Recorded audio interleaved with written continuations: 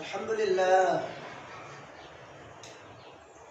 আলহামদুলিল্লাহ আজকে 14 রোজা রানিং চলে যাচ্ছে। এখন আমরা ইফতার করব। আজকে ইফতার হবে দিনাজপুরে 6টা 18 মিনিটে। দিনাজপুরে 6টা 18 মিনিটে আমরা ইফতার করব। এখন আজকে আমার ইফতারের আইটেম তাজপুর যুব সমাজ যুবকদের উদ্যোগে আজকে ইফতারের আয়োজন করেছে তাজপুর যুবকরা। আল্লাহ তাআলা এই যুবকদেরকে ইসলামের জন্য কবুল করে নেক, এটাই আমি আমার ফেসবুক বন্ধুদের কাছে প্রার্থনা করব।